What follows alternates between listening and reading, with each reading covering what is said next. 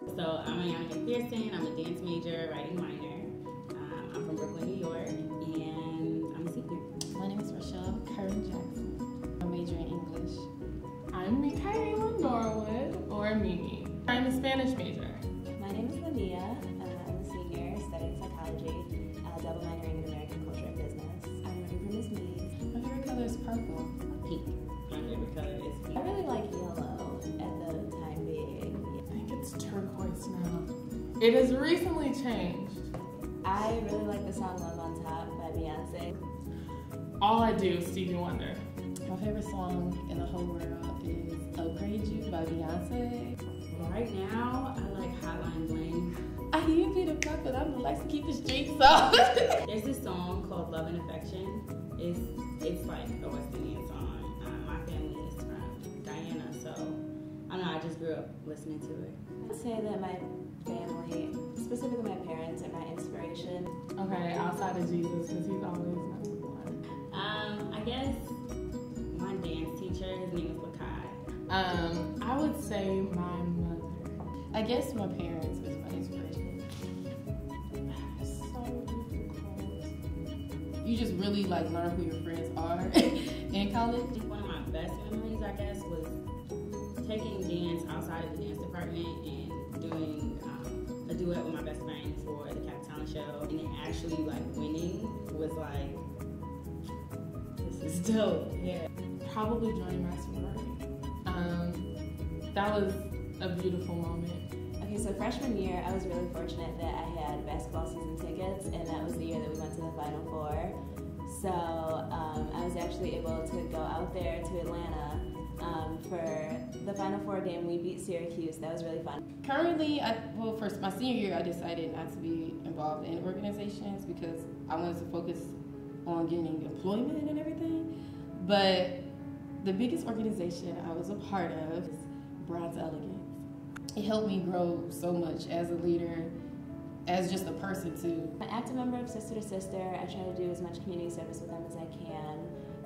I'm president of NCNW, the National Council of Negro Women, section. I'm a resident advisor. I just started this position as a student coordinator with the Common Ground program in IGR, so I'm really excited to start that.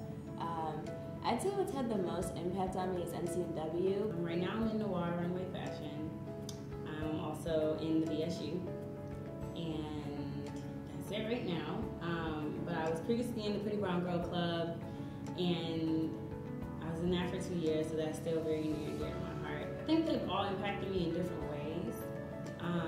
You know, Pretty Brown Girl has really helped me with that leadership, with that, you know, being a role model. We bring little girls here, so I had a little mentee, and I think that that was like an amazing experience for me. I had a little sister or a sibling, so I just felt, in a sense, responsible for them. I've been on the Club Lacrosse team.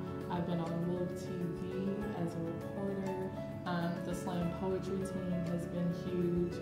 I'm a CA on the Red staff. I'm a student manager at Chapel Blue. I'm a security guard at home football games.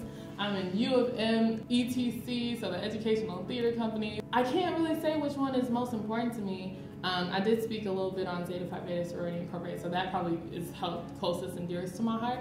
But all of them together are really important because I've changed and I've met new people and I've found out a different side of me, like I can actually do this. I think being a leader means that you're willing to like step up and do what needs to be done, even if it's not easy, even if it's not fun all the time. Understand everyone else's like strengths and weaknesses. I think that's really key. Like when you can bring out the best in other people, I think that's what really makes a leader. I guess basically not just showing like an example of being in all these organizations and stuff, but also following what you say, like living by what you say. Being a leader, I think, is being who you are. Because everybody wants to lead, but nobody wants to follow. And that's so important too. It's a responsibility, but more than a responsibility, I think it's just an appreciation for those who are coming up after you and what example you can set that will help them. Some advice I would give the Black community is live your life. Don't worry about what everybody else is thinking about you. Don't try to put up these fronts on social media and just put up these fronts trying to prove something to others. I would really just say get together. Like, there's so many orgs, there are not that many people. We can really maximize a lot of the things we do if we just, come together as one community. So like my dad always told me, like, you don't know what you don't know. So I know personally, like, I can be really stubborn sometimes, think I know everything, think I have it all together. So my biggest advice is, like, don't ever think that you are just good. Like, always be seeking out other opportunities, ask for advice, talk to different people who have done, different things, whether they're things you're interested in or maybe things you don't think you would be interested in, because interests change. We really have to be cognizant that people are coming from all different walks of life, and that we have each other, yes, but there's so much more to this world than just us. It's like, let's build ourselves up together, and then let's take that out into the world, where white people are, where Arabic people are, where everyone else is, and let's integrate into all parts of society and be who we've been called to be great. First, I was honored to get the nomination. I didn't know people liked me for real. But what it means to me basically is just being a person that's well-rounded on campus, being an African-American woman that's well-rounded and just have their stuff together, and also is a person that's genuine. I'll say that's the biggest thing. Like, I feel like, I guess, being here at the University of Michigan, a lot of times I wasn't the nicest to certain people, or I'll just be just this mean person. But I would always try to like reach out when somebody like needed something, or like help somebody. Like, I do a lot of behind the scenes things. Like I said before, I'm not a out there type person. But I feel like Miss Maize is that, just that secret person that's been just helping people and nobody really knows.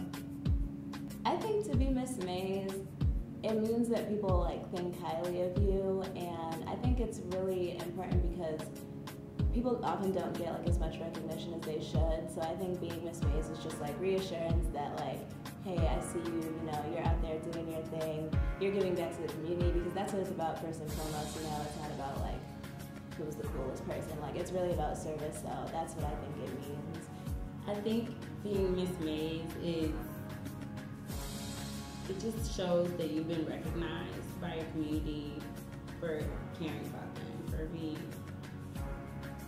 a positive addition to the community, whether it be fun or leadership or, I don't know, just being a friend. I think it definitely just means that you've been recognized for something great. I don't think it makes you better than anyone at all. I think it's just simply that, you've done something and people recognize. So. Miss Maize, I feel like it's you representing so much more than you, just you by yourself. And that's why it's important to me, because I know my story. Not everybody knows, my story, but there was just so many trials that I've gone through that told me I really wasn't gonna make it, and I really wasn't anybody. And so for me to be in this space and be fully confident in who God has made me to be, and to love myself, to love other people, I feel like a win.